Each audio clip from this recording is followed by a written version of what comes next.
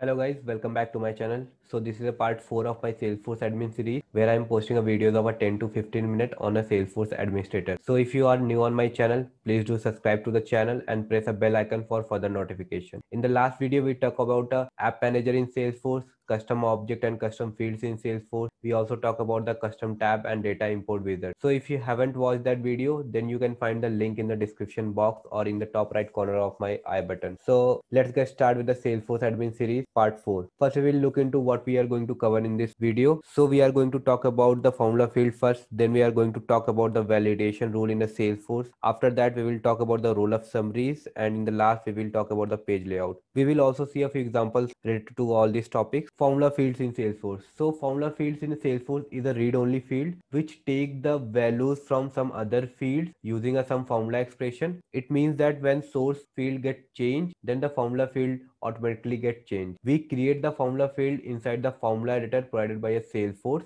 Let's create a few formula field in Salesforce. Our first condition is that we are going to create a field name as company size and populate it as a small amount if the employee size is less than 1000, and if the account field employee size is less than or equal to 5000, then we will populate it as a medium account, and if the account field is greater than 5000, then we will populate the field as a large account. So you can see I am logged in the Salesforce. Let's go to the account. Let's click on the gear icon, click on the edit object. So let's click on the field and relationship and click on the new button to create our formula field. Choose the data type as a formula, click next.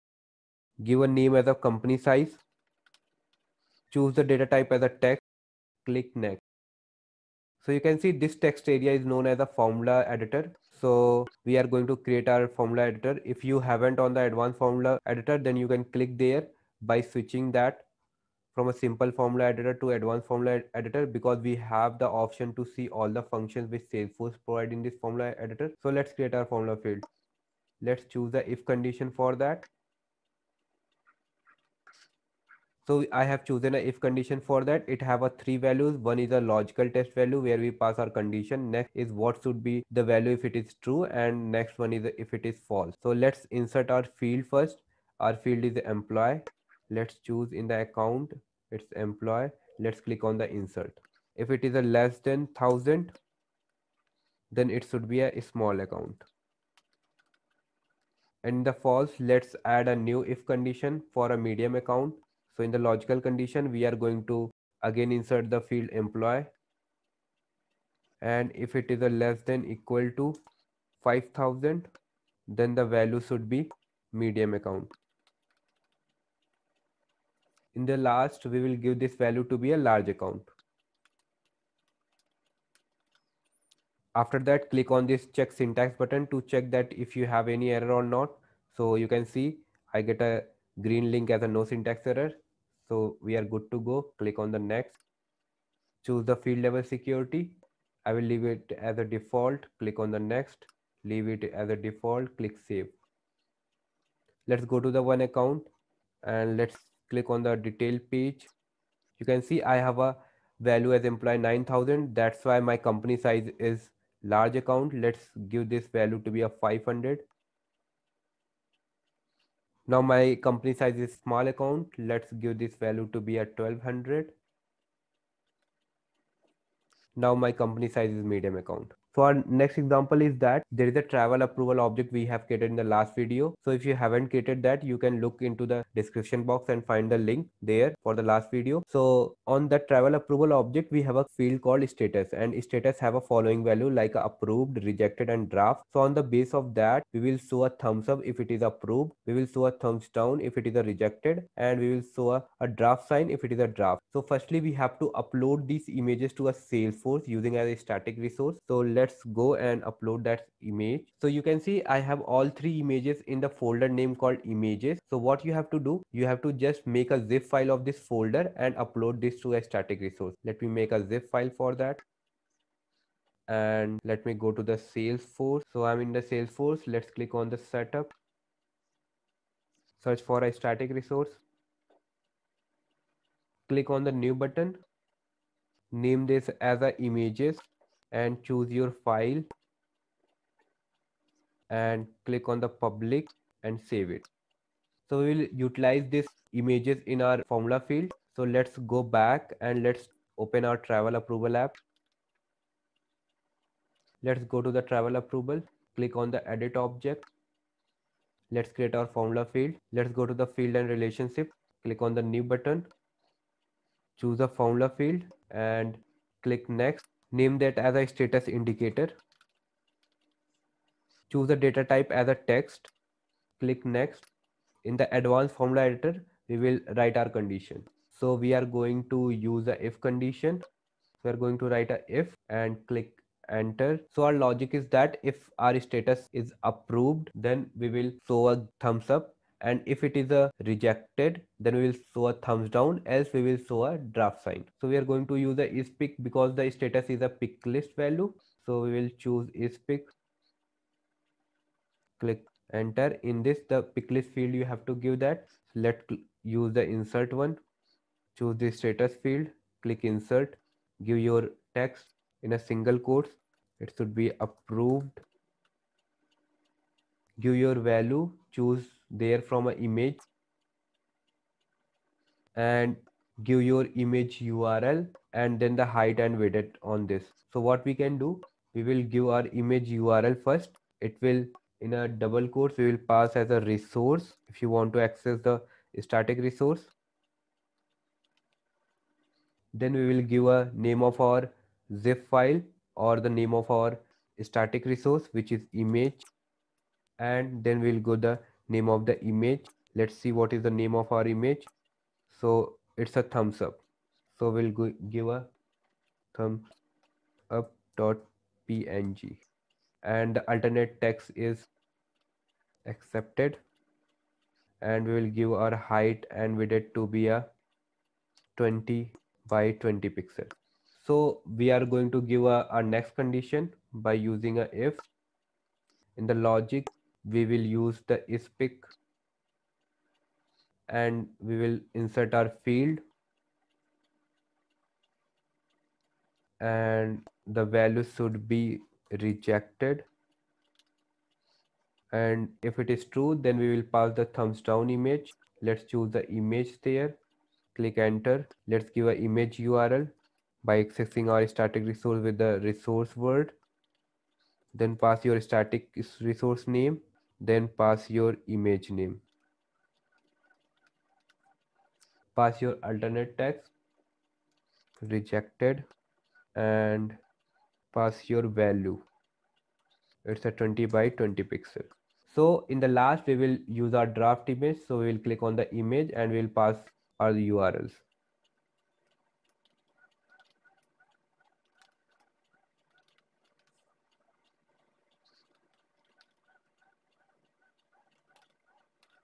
So you can see I passed the image draft and the alternate text are in process and the size is 20 by 20 pixel. Let's check our syntax. So we are good to go. Let's click on the next. Let's click on the next and let's save it. So let's see. So currently we don't have any record. Let's create a new record, giving a purpose of trip as a vacation. Choose the destination as a CA. Trip start date should be in the 27 to 30. Status should be a draft, out of state, and let's choose a department as a technology. Let's save it. So you can see I created a draft status. So its status indicator is shown as a draft sign. Let's choose the option to be rejected first and click on the save. A rejected thumbs down is shown as a status indicator. Let's choose as a approved. A status indicator with the approved is shown there. So next is a validation rule in a Salesforce. So validation rule verifies that data entered by user in the record meets the standard you specify before they even save that data. So if you have some condition like in the image, you can see you want to put a account number to be a 8 digit. So you can put a validation like if the account number is not 8 digit, then it will not save. So this is called as a validation rule. So validation rules always return either a true or false. So when the validation rules return a true, it means that the data entered by user is invalid and we have to show the error. So let's see the examples of the validation rule. So first we are going to create a validation on account object that if user try to save the record with less than 50,000 annual revenue, then we will throw an error that annual revenue must be greater than 50,000. Let's go back to our Salesforce. Let's switch our tab to Sales app. Let's go to the account. Let's click on the gear icon. Let's click on the edit object. Let's click on the validation rule in the last. Click on the new. Give a rule to a validation rule. Let's say annual revenue should greater than 50,000. If you want to give any description, you can provide the description. Let's write our condition. Click on the insert field to choose the annual revenue as a field. Click insert, and if it is less than 50,000, then we will throw error. Check syntax. Okay, no error, and we will also have to put the error message because it is a required one.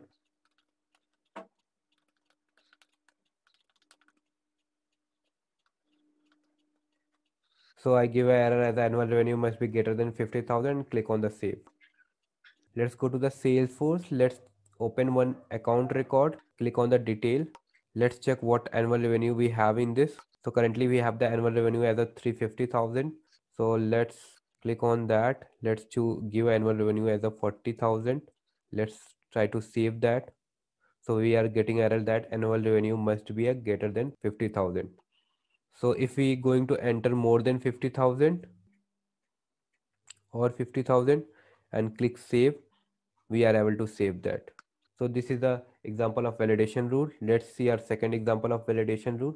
So we are going to create a validation on a travel object that trip end date should be greater than trip start date, or else we will throw a error that trip end date must be a greater than start date. So let's go back to our travel approval app by clicking a night node travel approval app. Let's go to the travel approval. Let's open one record. So in this you can see this trip start date should always be smaller than trip end date, or trip end date should always be greater than trip start date. So let's get a validation on the travel approval object by clicking gear icon. Click a edit object. Let's click a validation rule. Let's click a new button. Give the name as a trip ended after start date. Let's give our formula logic there. So let's choose our field first, trip end date. Click insert. Should not be smaller than trip start date. Then we will want to throw the error. Trip end date must be greater than or equal to start date.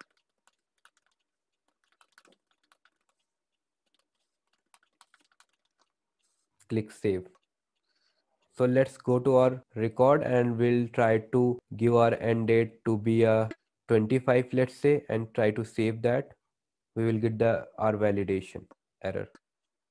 Let's move to the next section. Roll-up summary in Salesforce. So roll-up summary field in Salesforce summarize the data from a set of a related record, or what we say child record, and automatically display the output on the master record. So the roll-up summary is only available on the master data relationship in Salesforce. So these four operations we can do on the roll-up summary, like we can calculate the sum, we can calculate the minimum value, we can calculate the maximum value, or we can count the number of a child record based on some criteria. Let's see, for example, create a roll-up summary field on account to show the number of opportunity. Let's go back to our Salesforce.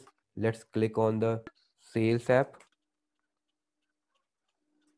Let's go to the account and let's click on the setup. Let's go to object manager, search your object account, and let's click on there. Let's click on the field relationship and let's click on the new, and we want to create a roll-up summary. So I will choose the data type as a roll-up summary and click next. Let's give the field name as a number of opportunity. Let's click next.